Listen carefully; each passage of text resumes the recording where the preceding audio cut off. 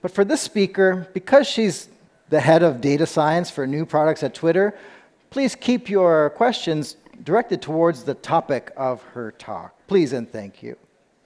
Now, to introduce her, Zhou is the head of data science for new products at Twitter. She leads the team of data scientists working on applications of causal interference and experimentation.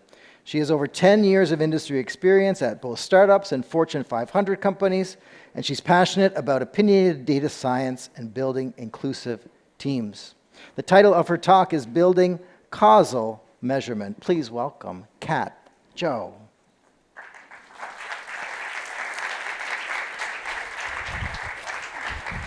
Thank you. Hello, everyone. Nice to meet you all. I wanted to start the talk by thanking Crunch and also the Central European University for hosting us. It takes a lot to organize all of this, especially in this era, so there's a whole team of people who are making this happen. I've been having a really good time learning from all of you. So my talk today is causal, not casual, building causal measurement. And actually, right before we came up, Alex misread it as casual measurement. And there's always this joke that a lot of universities will misspell causal inference as casual inference in their catalog. So it's kind of the joke behind this title, statistics joke. But yeah, a little bit about me. I am a data science manager. I've worked at both larger tech companies, smaller startups, and non-tech companies. And that is to say I've worked at both places with an online and an offline presence. At Twitter and at Codecademy, I've been able to do a lot of causal inference and experimentation. I've also worked in places where it's a little bit harder to do experimentation, such as an airline, gym franchise, elections. And in all, I have like a decade of experience now working in data science, so it's a topic I'm really passionate about. It's constantly evolving, really exciting space. And yeah, I always say I'm passionate about opinionated data science and building inclusive teams. So today, as I mentioned, I've worked at companies with both an online and an offline presence, but today I'll be focusing a bit more on the online space, specifically around online controlled experiments. And yeah, we'll cover causal measurement and online experimentation strategies. We'll talk about the role of controlled experiments, both standard A/B tests and universal holdouts in business decision making, and kind of the practical trade-offs. So I really like that this conference is use case heavy and described itself as such, because those are the things that you don't learn in school. And until you kind of encounter a lot of these practical trade-offs or common pitfalls, it's really hard to know. You kind of learn by trial and error. And I'll talk a lot about the lessons learned from my team building causal measurement. So this is the inspiration for how this talk started. Something that happens when you work at a place like Twitter is that you have a lot of fun exchanges with your coworkers, sometimes about data science and working in product. And this is an interaction I had with a product manager who I worked with, or two product managers that I worked with, where the joke is data scientists are always like, no, stop, don't share the results yet, they're not ready. And actually, this reply is what inspired me to talk about this. They said, I don't know much, but one thing I know, if it's not in a causal holdback, Catherine is not impressed by cute experiments. And it got me thinking, because I think what they're implying is we do so much experimentation that we're always trying to get even better at it. And I'll go deeper into what a holdback or holdout is during this talk. But I guess the spoiler is, upon thinking about it some more, it's, experimentation as a whole is really complicated, and I am impressed. So let's dig into this, where it got me thinking about this statement that they made to me of experiments alone aren't good enough. And that's what my coworker was suggesting, right? So let's dial back. So primer, why do we run experiments to begin with? And excuse my drawing, because I'm not a designer, so it's not the best drawing maybe, but here's a visual representation of what an experiment might look like. you might be doing it to gather data to help make a decision on whether or not you ship an idea or a new feature, whether or not a redesign makes sense. At its core, you're trying to attempt to establish a causal relationship, hence causal inference or causal measurement, between a feature change and your intended user behavior. So if you look at this example, kind of like a classic A/B test example, right, you can see that the only thing that changed between the control and the treatment, or A and B are two variants, is you're adding maybe like a search icon, and maybe the home navigation team is trying to test whether exposing search to more people will create a better user experience. And what you're trying to do when you run an experiment is you're limiting your risk. So instead of rolling out to everyone at once and not understanding what the impact will be, you're hedging your bets by scaling to a small percentage of people in order to estimate what the scaled impact would be if you were to roll it out to 100% of people. And this is kind of like your standard online experiment approach, where it's become really widespread, really commonplace now, and kind of your standard test and learn A/B test approach or cycle. And it's gotten so popular, it's inspired all these books and thought pieces about growth hacking, which you can look up on your own if you wish. But the cycle looks something like this. So you have an idea, you build something new, and you run an experiment to see if that was a good idea or a bad idea.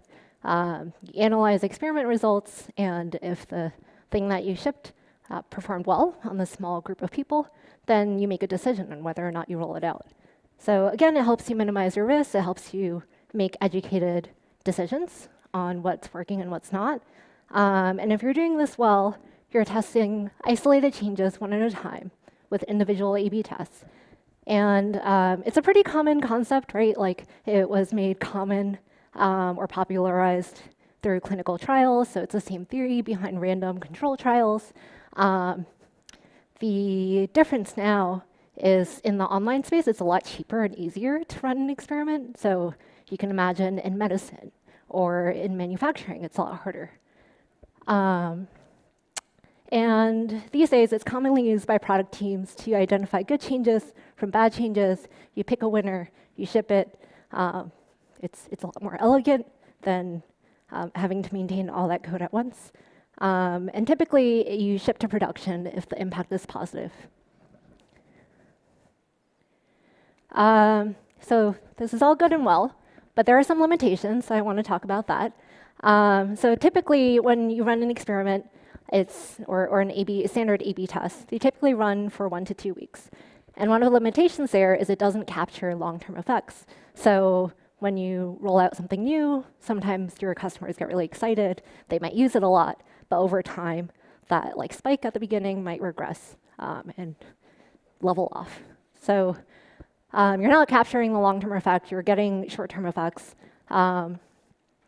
The second limitation is that if I go back to this last slide, part of what you wanted to do was to actually estimate what the scaled impact would be.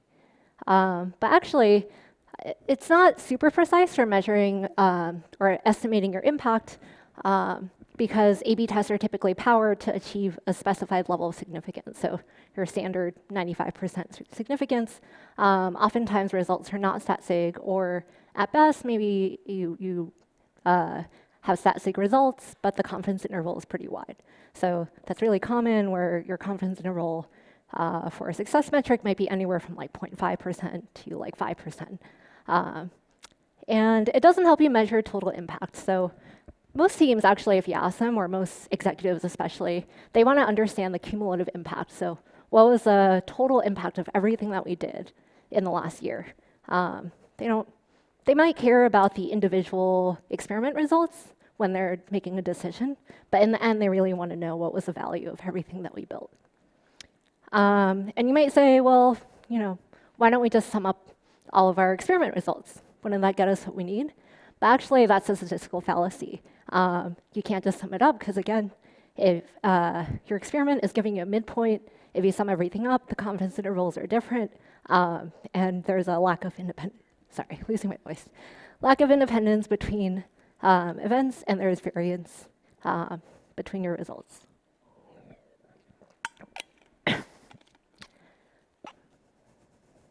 This might be one of the most text-heavy talks I've ever done, so I apologize if it's a lot of information at once. So all of this,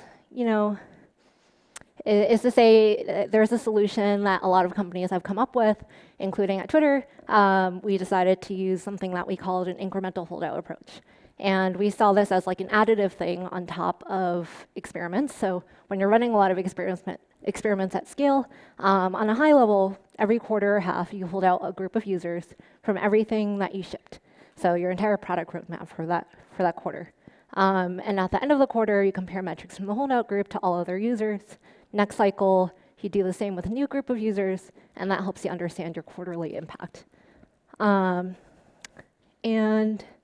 this helps us address a lot of the issues that we mentioned before, where it provides further validation on experiment results. So you can observe long-term effects, especially in lagging metrics like retention, which you usually don't see in 1 to 2 weeks. It helps you validate whether your results were positive only due to short-term novelty effects, or whether they persist. And it also helps you control for potential confounding effects from multiple changes you shipped. So either overstating or understating your impact, which I'll talk about a bit more later on. And yeah, in true Twitter fashion, there's a lot of memes throughout this talk. So I'll joke about this a little more later, but oftentimes you'll have data scientists saying, put it in the holdout, and product managers and engineers saying, just run an experiment. So part 2. All right, so in part 1, we talked about how experiments aren't enough. So part 2, you're like, I'm sold, I'm really excited, especially if you're a data scientist, a statistician. You're like, this sounds amazing. Easy enough to understand, right? And I will caveat it by saying this part of the talk assumes that you already have a platform to run online controlled experiments. But either way, even if your company is at an earlier stage, I hope that there are some takeaways you have from this talk. So how does this work? On a high level, a holdout is just a collection of feature switch configurations running together for an extended period of time. And the systems and mechanisms are essentially the same for withholding features through an experiment or a holdout, whether it's short-term or long-term. The underlying mechanics or engineering of it is the same. And I have this joke here of data science. To us, A/B tests and holdouts are functionally very different, right? Like the purpose is different, the setup is different, the design is different. But for software engineers, they probably would tell you they're the same thing.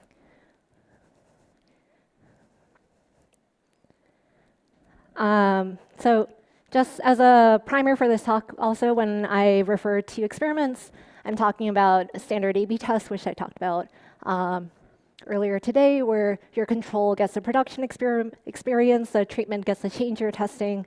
You're running for a shorter period of time, typically 1 or 2 weeks, and you're testing one or very few isolated changes at once to make a pretty quick shipping decision. And when I refer to a holdout, I'm talking about or incremental holdout or universal holdout. Your control is a randomly selected group of users who don't receive the latest changes shipped to production over the last holdout period.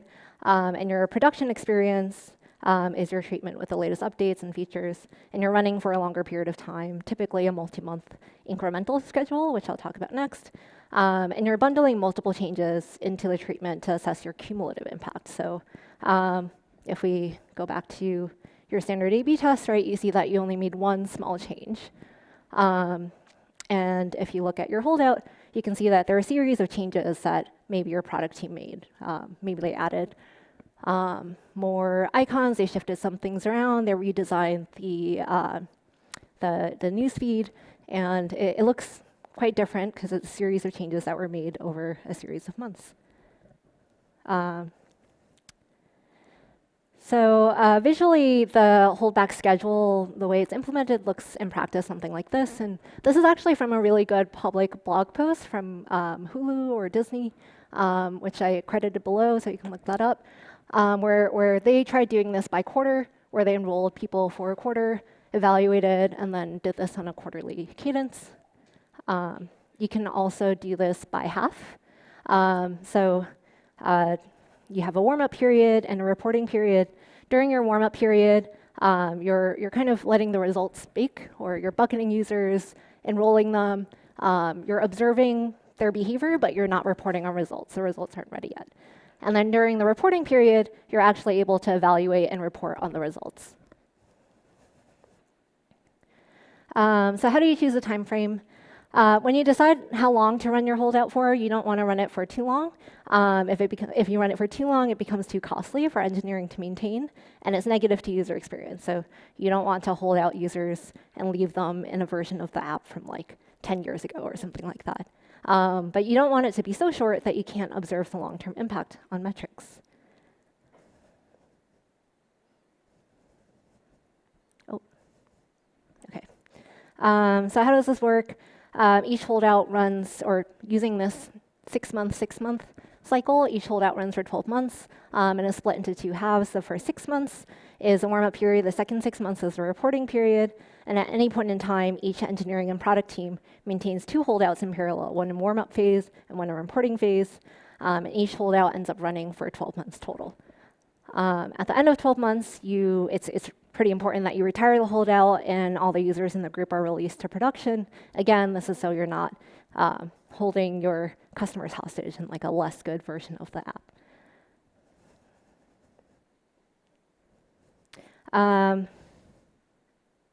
Okay, so lessons learned.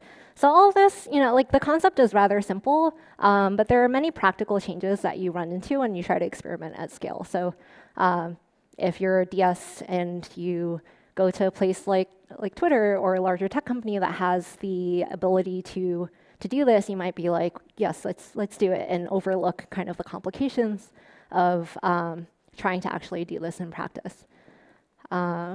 So I'll go over lessons learned when our teams tried doing this. So by and far, the biggest lesson that I learned is that the hardest part about implementing a holdout isn't the actual statistics, it's the engineering and setting it up. And this is also from a really good paper from a summit that was run to look at online control experiments and challenges in that space that actually, I think someone from Twitter attended and a few other companies.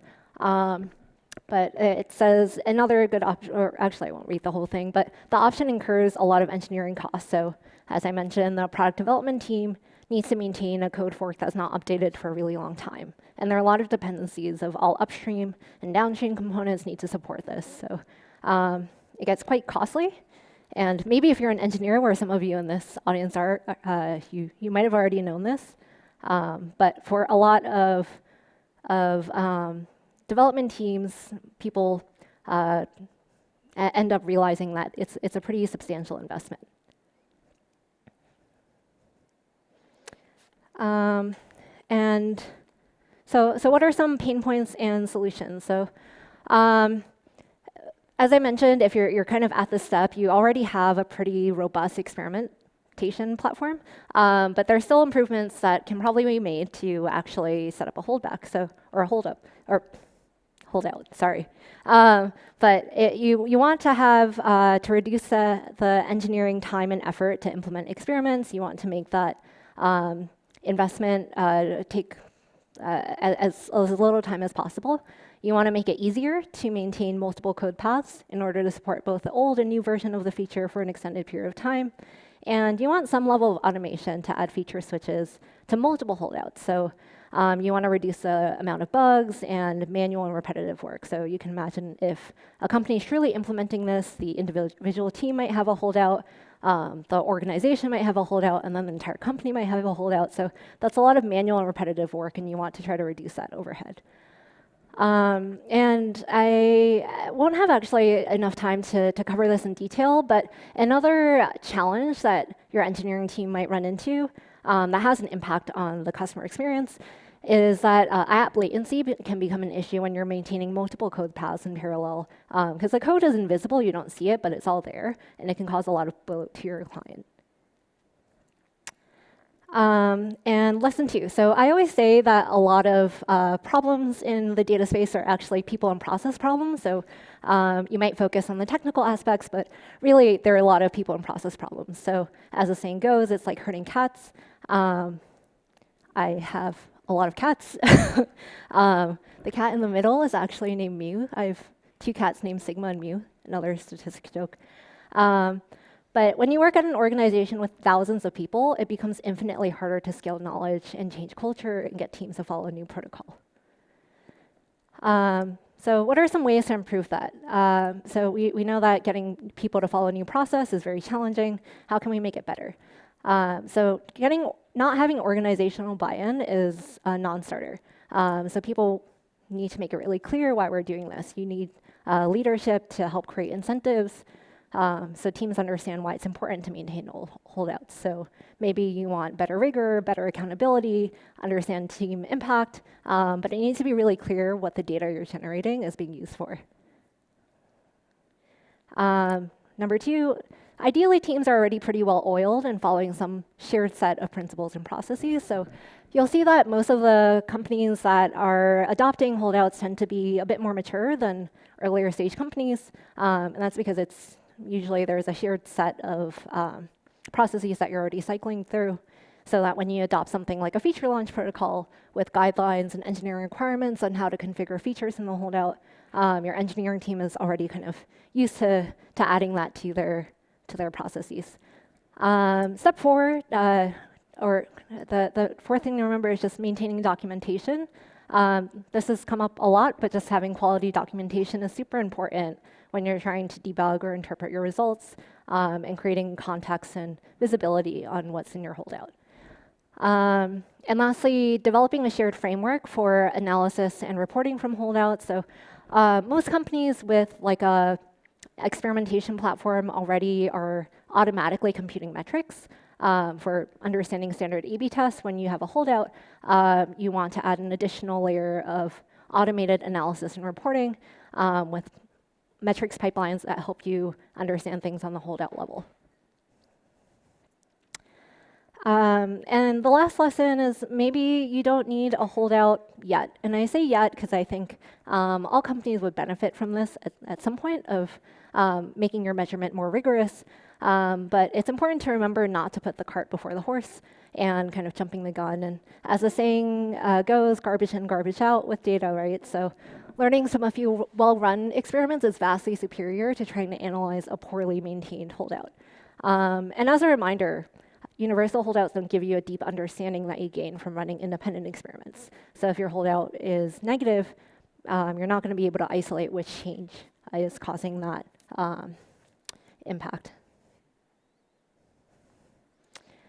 So what are some signs that a team might not be ready for a holdout? So as I mentioned, if you have a rudimentary experimentation platform and limited engineering bandwidth, there's probably a faster and cheaper way to get to the measurement that you need. I think as data scientists, you're always chasing perfection. So you want the best estimate, and you're trying to kind of chase this idea of being more and more rigorous. But if you don't have that bandwidth on a practical note, it's very hard to implement. If your team is inexperienced with experimentation and having a hard time running standard A/B tests to begin with, in this scenario, you want to make sure they're familiar with running and maintaining smaller and shorter experiments before you jump straight to a holdout. And as an example, if your team isn't shipping fast enough or regular enough, you probably don't need a holdout yet.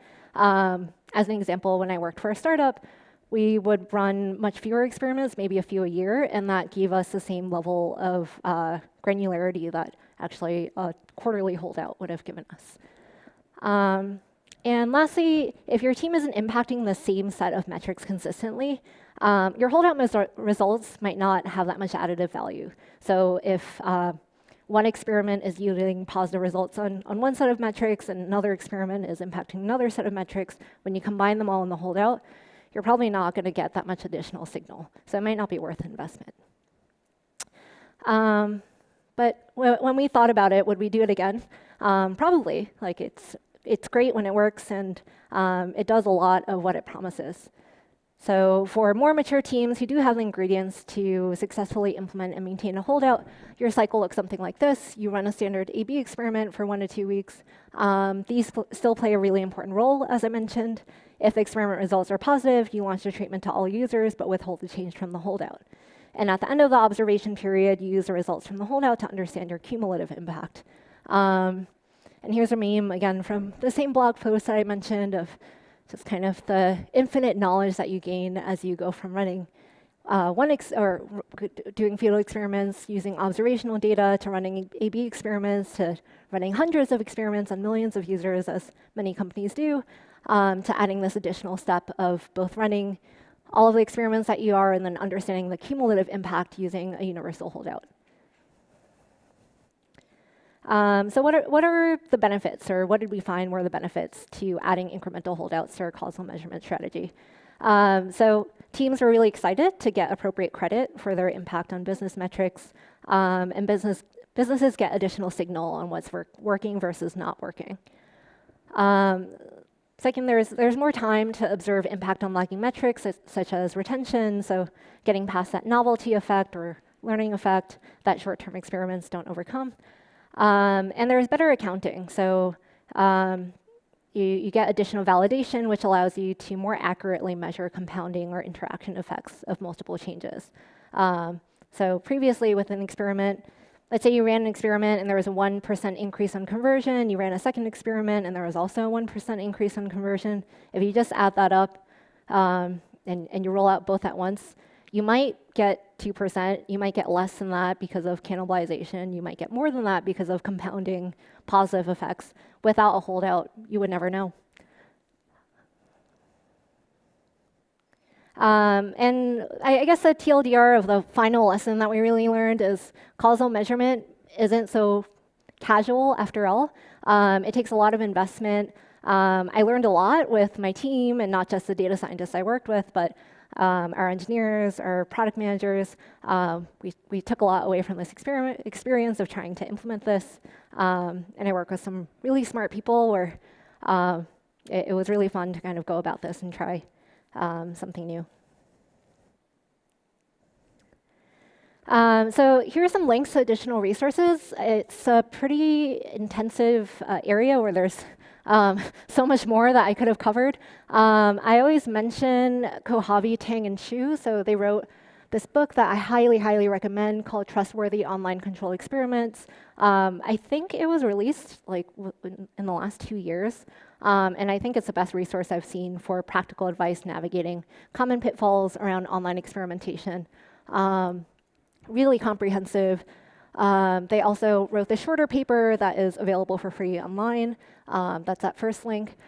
I mentioned this blog post from Hulu or Disney on their experience trying to implement holdouts. And lastly, a talk from Sean Taylor on the relationship between experimentation and causal inference. So he also gives a lot of talks about this topic, or specifically around causal inference. And with that, I think I'm a little over time. So.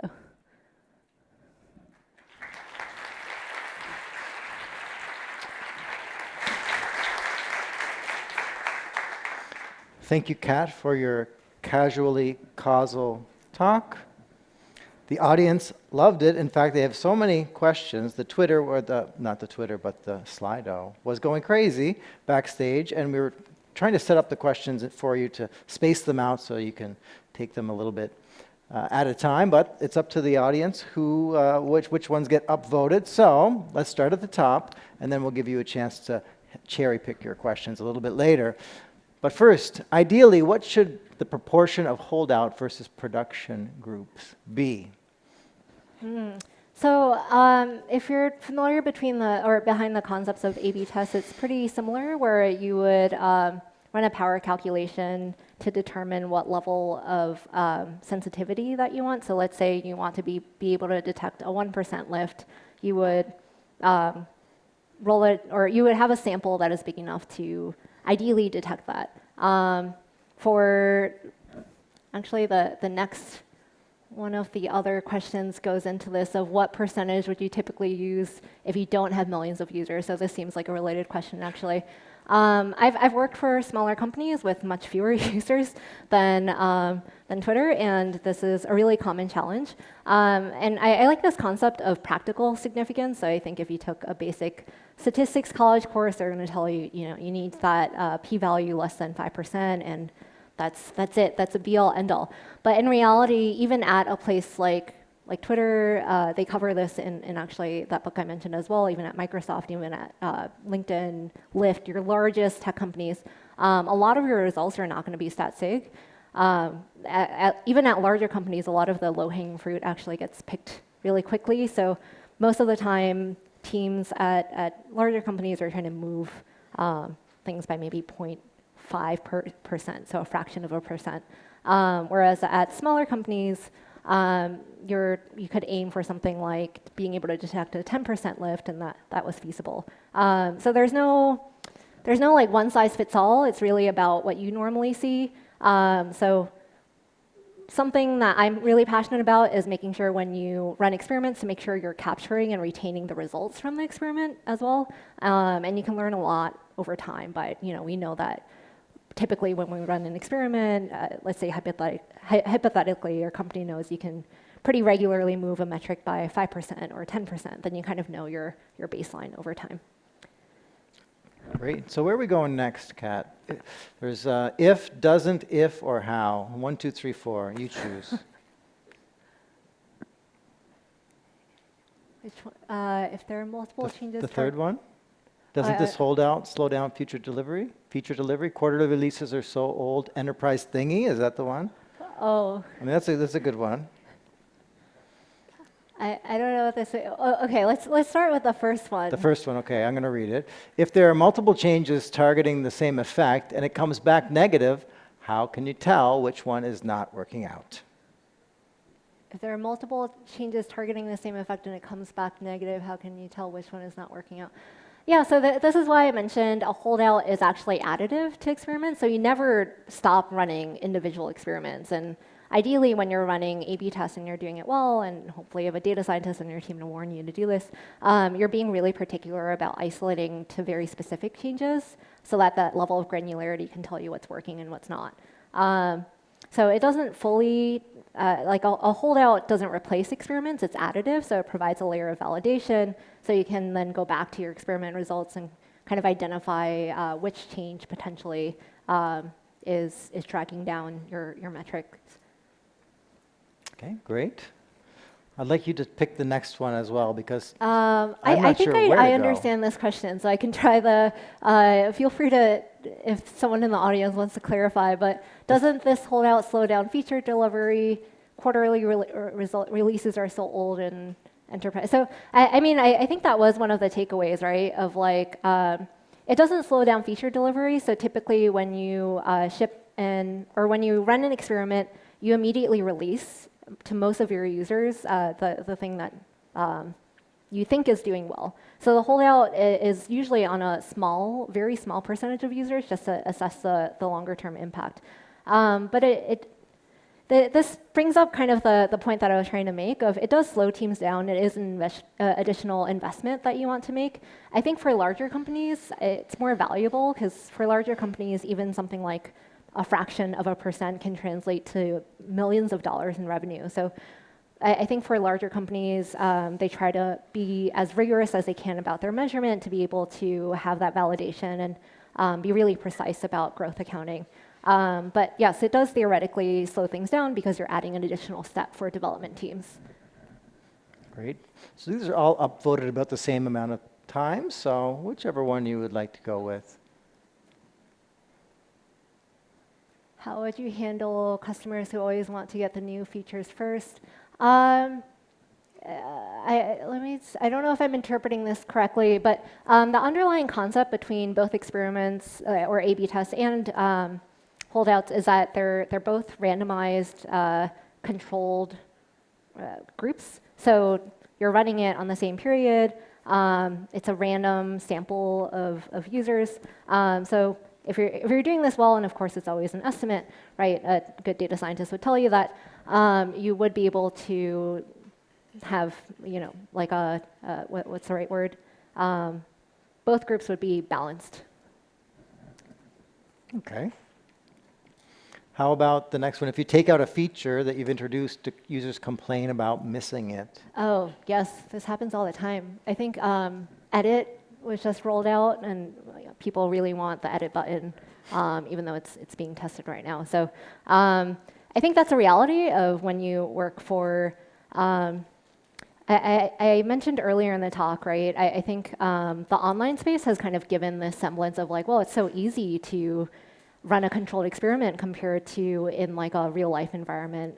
So like public policy will try to run experiments a lot, but it's harder to control in society. And I think online is like as controlled as you can get, but there's still contamination that can happen by people finding out, especially in the social media space, that this feature exists. So there's never like a true controlled environment. It's really challenging. So that does still happen, and that is a challenge that people will encounter in the online controlled experiment space. Okay, great. The next one has 8. How do you explain to the user that they are in the holdout group and a friend relative isn't? And should you ever explain that to them? Ooh, this is a really good question. I didn't get to talk about network effects, but I think this is what this is getting at, of what do you do when you're running an experiment for a company that has this kind of two-sided marketplace. So, you know, Uber, social media, right? How do you do that? There's many strategies, but I'll talk about 2. One is most companies, or at least at Twitter and social media, you'll have consumer-side experiments and producer-side experiments to try to understand both sides, or impact on both sides.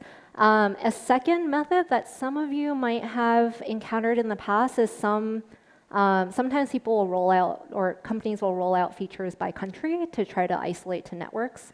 So a feature might get rolled out to Brazil first, or to maybe Budapest first, or to the US first, and it kind of tries to contain a bit more so that, you know, the thinking is most of the time if you live in Brazil or in the US or in Budapest, most of the people in your network are also in that country. So that's another common method where people do it. And should you ever explain it to them?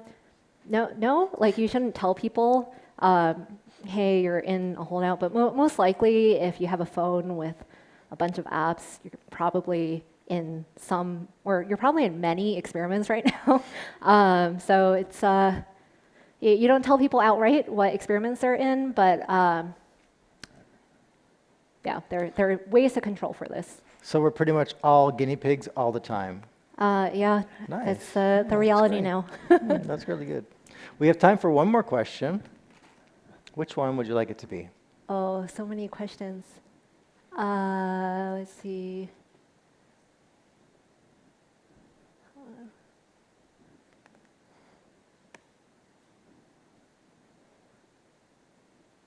Why don't I talk about the top one just to make it easy? So, Okay. what do I recommend a experimentation platform software that we can use for a universal holdout? So Twitter has an in-house platform. Most larger companies have. It makes sense to kind of invest and build an in-house platform. This kind of gets at that question of build versus buy. I not at Twitter, but at when I worked for smaller companies, that was something that I evaluated. Where I know there are a lot of people in the audience that work for startups. There's a few that I've looked at, although I haven't looked at universal holdouts before. But I think the most common ones are there's like your Optimizely. Google has one. So there are a few, but I think it's. There's more that you should look at than just a universal holdout. And I guess my answer to this question is if you're buying instead of building, it might not make sense for you to be optimizing for the platform that has like a universal holdout. So you want to look at the whole set of features and what your business needs. So yeah, Okay. many more questions, but thank you for having me. And thank you for all the great questions. And thank you. Let's give her a big round of applause, shall we?